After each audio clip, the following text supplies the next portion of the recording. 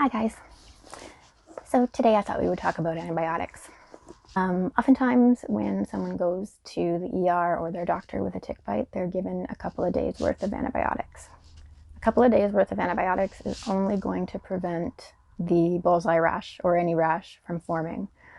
And that's actually kind of what you don't want, because honestly, if you have Lyme disease and you get the bullseye rash, you've hit the jackpot, because then you don't have to spend thousands of dollars on specific Lyme disease testing. For a fresh tick bite, 4 to 6 weeks of antibiotics is best. Even still, with that treatment, 20 to 40% of people go on to have chronic symptoms. For some reason, they've labeled this as post-treatment Lyme disease, which is quite strange because, I mean, if you treat cancer and it doesn't go away, you don't call it post-treatment cancer, it's still cancer. So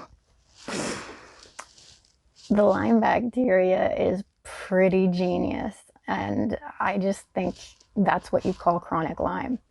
It can turn itself into different forms.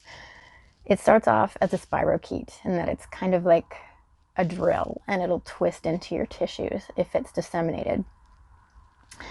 But it's so genius that when you hit it with antibiotics, it can change into cystic form. It can group together and it can develop a biofilm to protect it essentially from the antibiotics. And that's why some people feel really good when they're on antibiotics, but the moment they stop, everything comes back.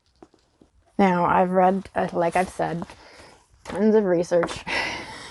It's ridiculous. But this was quite significant. Borrelia burgdorferi, that's the most common one. There's one strain that is known for its virulence in humans, able to survive and retain its infectivity after 3 months of antibiotics, especially when treatment was started after the infection was advanced. Consequently, the complexity of Lyme disease and its treatment suggests that Lyme disease is actually a polymicrobial disease. If you find yourself with any kind of unexplained symptoms, if you know that you've had a tick bite, even if you don't know that you've had a tick bite, it makes sense to get yourself to a Lyme literate medical doctor. And they can run the appropriate tests to make sure that it isn't Lyme disease that you're dealing with, or if it is, that you get proper treatment.